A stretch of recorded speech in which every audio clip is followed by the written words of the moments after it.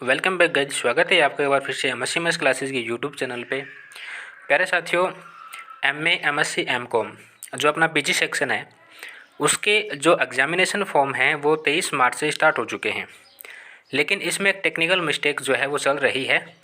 University के द्वारा एक नया लिंक जो है वो एक्टिव किया जाएगा जल्दी ही, जिसके चलते आप जो है अपना फॉर्म कम्प्लीटली भर सकते हैं। फ़िलहाल किसी में फ़ोटो अपलोड में दिक्कत आ रही है, साइन में दिक्कत आ रही है, या फिर कभी कभी तो वेबसाइट जो है वो खुद भी ओपन नहीं हो रही है। तो आपको घबराना बिल्कुल भी नहीं है। 4 अप्रैल जो है वो लास्ट डेट रखी गई है।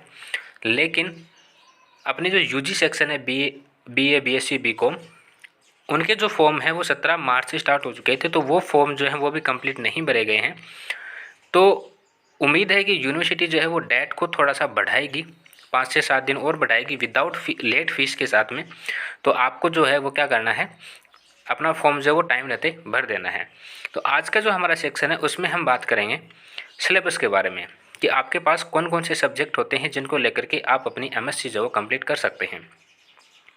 एमएससी मैथमेटिक्स की यहाँ पर बात हो रही है क्योंकि हमारा जो सेक्शन है वो मैथमेटिक्स को लेकर के है।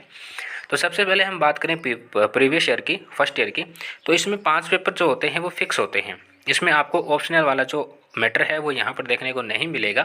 तो इसमें जो पेपर हैं, पेपर नंबर फर्स्ट जो है advance abstract algebra, second paper है real analysis and topology, third paper है differential equation and special function, fourth है differential geometry and tensor analysis, और पांचवा जो पेपर है वो है मशीन्स। ठीक है। तो अलजेब्रा पेपर नंबर फर्स्ट जो है इसकी एक बुक होती है, और पेपर 5 जो है मशीन्स, इसकी 2 बुक्स होती हैं। बाकी सभी जो पेपर हैं सेकंड, थर्ड और फोर्थ, इसके लिए आपको 2-2 बुक्स जो है यहाँ पर पढ़नी पड़ेंगी। रियल एनालिसिस से आपको 3 यूनिट, टोपोलॉजी से 2 यूनिट, डिफरेंशियल इक्वेशन से 3 यूनिट, स्पेशल फंक्शन से 2 यूनिट,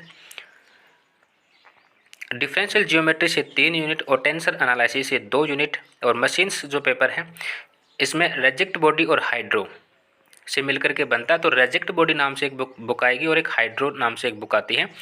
तो रेजेक्ट बॉडी से आपको 2 यूनिट और हाइड्रो से 3 यूनिट जो है वो मिला करके पढ़नी है। इस प्रकार आपको 5 के यूनिट जो हैं वो कंप्लीट करनी होती हैं। ठीक है। तो एमएससी प्रीवियस ईयर में सब्जेक्ट चुनने का कोई भी मैटर जो है वो यहाँ पर क्रिएट नहीं होता है। अब अपन बात करते हैं फाइनल ईयर की। तो यहाँ पर आप देख पा रहे होंगे पेपर नंबर फर्स्ट और सेकंड जो है एनालिसिस एंड एडवांस कैलकुलस और विस्कोसिस फ्लूइड डायनामिक्स। तो ये आपके फिक्स पेपर होते हैं। लेकिन यहाँ पर इसके नीचे आपको एक मोटा मोटा शब्द दिख रहा होगा, ऑप्शनल पेपर।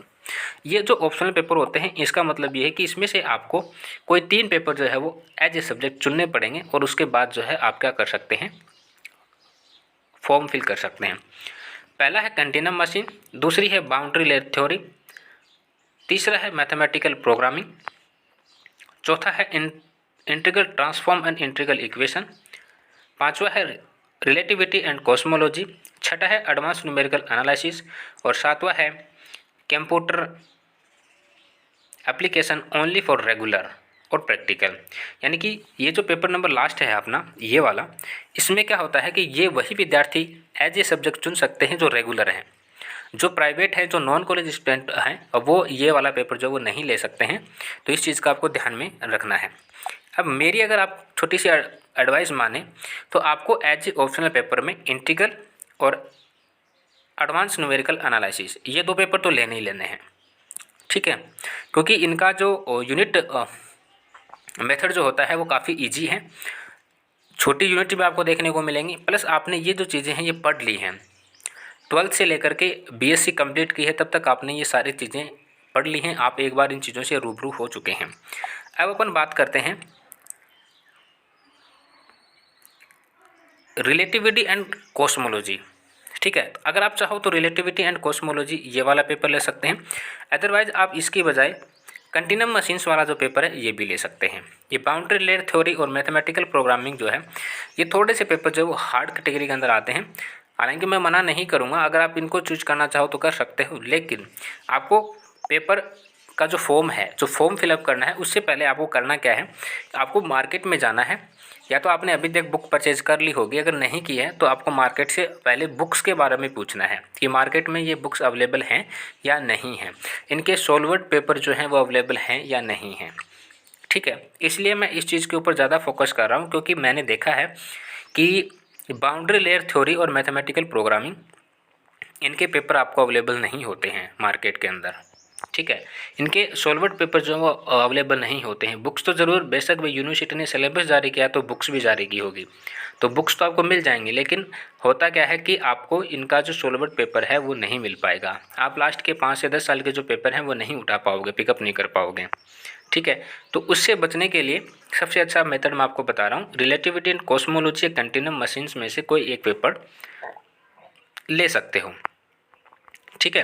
बाकी आईटी एंड आईई और एडवांस न्यूमेरिकल एनालिसिस यानी कि integral transform and integral equation और एडवांस न्यूमेरिकल एनालिसिस, ये 2 पेपर तो आपको लेने ही लेने हैं, ठीक है प्यारे साथियों। उम्मीद है दी हुई जानकारी समझ आई होगी। 23 मार्च से पीजी क्लासेज के जो फॉर्म है वो भरना स्टार्ट हो गए हैं। टेक्निकल मिस्टेक के चलते फॉर्म भरने में देरी हो रही है, तो आपको जो है रेगुलर चीज़ों से अपडेट रहना है। रोज़ जो है वो वेबसाइट पर जाकर के विजिट करना है, पता करना है कि साइट जो है वो चल रही है या नहीं चल रही है, ठीक है साथियों।